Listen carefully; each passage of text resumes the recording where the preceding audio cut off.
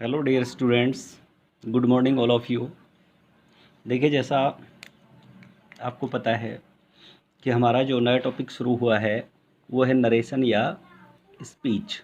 Narration या speech part 2। इससे पहले वाली क्लास में हमने पार्ट 1 के बारे में स्टडी किया था। और एक बार आज की क्लास शुरू करने से पहले मैं प्रीवियस क्लास के बारे में हल्का सा रिकैप करवा देता हूँ आपको। शुरुआत हमने करी थी नरेशन या स्पीच के इंट्रोडक्शन से। और नरेशन या स्पीच का जो अर्थ मैंने बताया था वो बताया था कथन। किसी बात को कहना ही क्या कहलाता है, नरेशन या स्पीच कहलाता है। और ये टॉपिक आपके सिलेबस में 4 नंबर का है। कितने नंबर का है जी? 4 नंबर का है। ठीक है। नरेशन का इंट्रोडक्शन पढ़ा, उसके बाद नरेशन के प्रकार पढ़े कि नरेशन 2 प्रकार के होते हैं, डायरेक्ट और इनडायरेक्ट। डायरेक्ट नरेशन में वक्ता की बात को ज्यों का त्यों वक्ता के शब्दों में प्रकट किया जाता है, जबकि इनडायरेक्ट नरेशन में वक्ता की बात को श्रोता के द्वारा अपने शब्दों में प्रकट किया जाता है। इसके बाद हमने नेक्स्ट पॉइंट स्टडी किया था कि नरेशन या स्पीच के जो पार्ट्स होते हैं वो कितने बताए थे? 2 बताए थे आपको। कितने बताए थे? 2। ठीक है। एक होता है रिपोर्टिंग स्पीच, एक होता है reported speech. Reporting speech comma व इन्वर्टेड कोमा से पहले वाला भाग होता है, जबकि रिपोर्टेड स्पीच कोमा व इन्वर्टेड कोमा के अंदर वाला भाग होता है, जिसमें मैक्सिमम 5 परिवर्तन होते हैं। कंजक्शन, एडवर्ब, वर्ब, टेंस और पर्सन संबंधी परिवर्तन। ठीक है। फिर हमने बात किया था कि हमारे इस टॉपिक के दौरान हम हमारे 5 प्रकार के जो सेंटेंस हैं उनका अध्ययन करेंगे। और सेंटेंस के प्रकार के बारे में मैंने आपको बताया था कि अगर स्ट्रक्चर के आधार पे सेंटेंस की बात की जाए तो 3 प्रकार के सेंटेंस होते हैं, सिंपल, कंपाउंड और कॉम्प्लेक्स। ठीक है। और नेचर के आधार पे अगर सेंटेंस की बात करें तो सेंटेंस 5 प्रकार के होते हैं। पहला आपको बताया गया था असर्टिव सेंटेंस, जिसमें अफर्मेटिव और नेगेटिव दोनों को स्टडी किया जाता है। नेक्स्ट वन होता है हमारा इंटेरोगेटिव। तीसरा होता है इम्पेरेटिव। फोर्थ वाला होता है आपका ऑपेटेटिव। और लास्ट वन होता है एक्सक्लामेटरी। इस तरह से 5 प्रकार के सेंटेंस के बारे में स्टडी करना है। अब हम बात करते हैं नरेशन या स्पीच के दौरान होने वाले परिवर्तन। क्या है? अब यहाँ से सबसे इंपॉर्टेंट पार्ट शुरू होता है। ये कंसेप्ट अगर आपके क्लियर हो गए तो आपको कोई प्रॉब्लम नहीं आएगी। तो आज का हमारा पहला परिवर्तन है टेंस संबंधी परिवर्तन। कौन से परिवर्तन है? टेंस संबंधी परिवर्तन। इधर हमने लिखा है डायरेक्ट स्पीच और इधर इनडायरेक्ट स्पीच। यदि डायरेक्ट स्पीच में वर्ब की फर्स्ट फॉर्म हो या फर्स्ट फॉर्म प्लस एस या ईएस हो तो इनडायरेक्ट बनाते समय वर्ब की कौन सी फॉर्म यूज करते हैं? सेकंड। जो यहाँ वर्ब दी है उसकी सेकंड फॉर्म यूज करनी है। अब ये इस तरह से मैंने आपको ये टेबल समझाई है जिसमें आपको टेंस आना जरूरी नहीं है कि साहब प्रेजेंट इंडेफिनिट को पास्ट इंडेफिनिट टेंस में चेंज करो। अब पता ही नहीं है प्रेजेंट इंडेफिनिट टेंस में कौन सी वर्ब आएगी, पास्ट में कौन सी।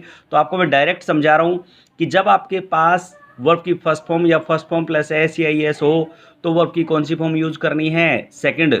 जब आपके पास डू या डज प्लस वर्ब की फर्स्ट फॉर्म हो तो डिड प्लस वर्ब की फर्स्ट फॉर्म का यूज किया जाता है। इंटरोगेटिव सेंटेंस के बारे में आपको एक्स्ट्रा बाद में बताऊंगा, जैसे अपने सेंटेंस के टाइप की बात करेंगे उसके अकॉर्डिंग।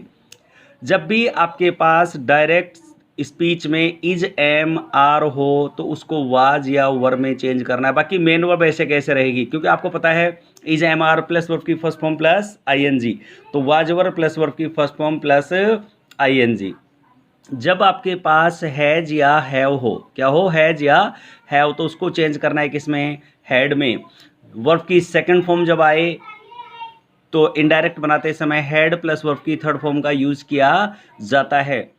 यदि आपके डायरेक्ट स्पीच में did plus not plus verb की फर्स्ट फॉर्म हो तो had plus not plus verb की थर्ड फॉर्म का यूज किया जाता है।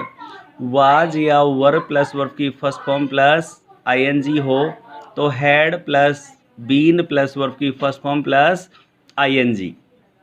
ठीक है। तो सीधा हमने प्रेजेंट वाले टेंस को सीधा पास्ट में चेंज किया था, लेकिन जब पास्ट में आते हैं तो एक को 3 में और 2 को 4 में। एक का मतलब जैसे हमारे पास पास्ट इंडेफिनिट टेंस आया तो पास्ट परफेक्ट उसको 3 में चेंज कर दिया। जब हमारे पास 2 आया पास्ट कॉन्टिन्यूअस तो उसको पास्ट परफेक्ट कॉन्टिन्यूअस में चेंज कर दिया, अर्थात 4 में चेंज कर दिया। लेकिन बचे हुए आगे के जो टेंस होते हैं पास्ट परफेक्ट, जिसमें हैड प्लस वर्ब की थर्ड फॉर्म आए तो इनडायरेक्ट बनाते समय इसमें कोई चेंज नहीं करना है। अगर आपके पास had plus been plus verb की फर्स्ट फॉर्म प्लस आईएनजी हो तो उसमें कोई चेंज नहीं करना है। जैसा मैंने प्रीवियस क्लास से शुरू किया नया पैटर्न कि मैं आपको इस टेक्स्ट का, इस कंटेंट का एक फ़ोटो भी साथ भेजूंगा वीडियो के साथ। तो आप पहले इस फोटो को स्टडी करेंगे, उसके बाद इस वीडियो को अच्छे से सुनेंगे, ध्यान से समझेंगे, कोई प्रॉब्लम नहीं आएगी। ठीक है, तो जैसे ही मैं आपकी वीडियो के साथ साथ आपको एक फ़ोटो भी भेज रहा हूँ। ओके, अब देखिए इसके बाद बात करते हैं। जब आपके पास डायरेक्ट स्विच में कैन हो तो उसको चेंज किस में करना है, कुड में। मे को चेंज करना है माइट में। विल को चेंज करना है वुड में। शैल को चेंज करना है शुड में। मस्ट का आप मस्ट भी लिख सकते हैं, और यदि मस्ट को चेंज करना पड़े तो हैड टू में उसको चेंज करना है। तो ये कंप्लीट आपके टेंस संबंधी टेबल थी। अगर आप चाहें तो इसका स्क्रीनशॉट भी ले सकते हैं। ठीक है, हाँ, इसका स्क्रीनशॉट ले लीजिए। ओके, अब इसके बाद बात करते हैं क्या हमेशा ही टेंस चेंज होते हैं क्या। अब यहाँ नोट डाल के मैं आपको समझा रहा हूँ, क्या डायरेक्ट से इनडायरेक्ट बनाते समय हमेशा टेंस चेंज होंगे क्या। उसके लिए कंडीशन सुनिए सर। यदि रिपोर्टिंग स्पीच में, बड़े ध्यान से नोट को समझिए, यदि रिपोर्टिंग स्पीच में प्रेजेंट या फ्यूचर टेंस हो, कौन सा टेंस हो, प्रेजेंट या फ्यूचर टेंस हो, तो रिपोर्टेड स्पीच में टेंस नहीं बदलेगा, केवल क्या होगा, पर्सन संबंधी परिवर्तन, प्रोनाउन संबंधी परिवर्तन होंगे। अब कह रहे हैं साहब हमें क्या पता कि प्रेजेंट टेंस और फ्यूचर टेंस कैसे आएगा। तो देखिए इसमें सर, आपके पास रिपोर्टिंग स्पीच में से आ जाए या सेज आ जाए या विल या सेल प्लस से आ जाए, तो ये दो तो प्रेजेंट टेंस को शो करते हैं, ये करते हैं फ्यूचर टेंस को। तो अब यहाँ समझ लेना कि हमारे पास प्रेजेंट या फ्यूचर टेंस आ रहा है, तो ऐसी कंडीशन में no change in tense, tense में कोई परिवर्तन आपको नहीं करना है जी। ठीक है, एग्जाम्पल देखिए मैंने समझा रखा है। He says to me I am going. अब यहाँ देखो सेज टू को चेंज कर दे टेल्स में। ठीक है, ही टेल्स मी दैट। अब ये जैसे जैसे दैट और टेल्स वाला जो कंसेप्ट है वो आगे आगे चलेंगे, जैसे उसके बाद बताएंगे। अब यहाँ देखिए सर, इजेमार को वाजवर में चेंज करते हैं, लेकिन यहाँ हमारी जो शर्त है वो क्या करिए कि साहब आपके पास तो क्या आ गया, सेज आ गया ना यहाँ, इसलिए आपको टेंस में चेंज नहीं करना। प्रोनाउन आया आई को चेंज कर दे ही के अकॉर्डिंग ही में। अब यहाँ एम आ रहा है, अब प्रेजेंट कंटिन्यूअस टेंस है तो प्रेजेंट कंटिन्यूअस ही रहेगा, यहाँ इज आ गया ही के अकॉर्डिंग, इज गोइंग। तो टेंस में चेंज नहीं हुआ। कब नहीं हुआ, जब प्रेजेंट या फ्यूचर टेंस आए तो। ओके, अब देखिए सर चेंज कब होगा उसका भी कंसेप्ट सुनिए। यदि रिपोर्टिंग स्पीच में पास्ट टेंस हो, कौन सा टेंस हो, पास्ट टेंस हो। अब पास्ट टेंस को कैसे पहचानेंगे इसका भी मैं आपको कंसेप्ट बताऊंगा। हो तो रिपोर्टेड स्पीच में टेंस बदलेगा। ओके, अब देखो सर कैसे। यदि आपके पास रिपोर्टिंग स्पीच में सैड आ जाए या सैड टू आ जाए तो tense will be change, tense बदलेगा। जैसे Rahul said to me I have completed my work, I have completed my work. अब यहाँ देखो राहुल टोल्ड मी दैट, अब हैव को चेंज हैड में कर दिया ना, he had completed his work. तो यहाँ टेंस संबंधी परिवर्तन हो गए। तो अब आपको ये कंसेप्ट भी क्लियर हो गया कब टेंस बदलेगा और कब नहीं बदलेगा। ठीक है, तो उम्मीद करता हूँ आपको वीडियो अच्छे से समझ में आया होगा, और मैं जिस तरह से आपको बता रहा हूँ आपको कंटेंट का फोटो भी भेजा जाएगा वीडियो के साथ साथ। ओके, तो आप ईमानदारी से अच्छे तरीके से मेहनत करें।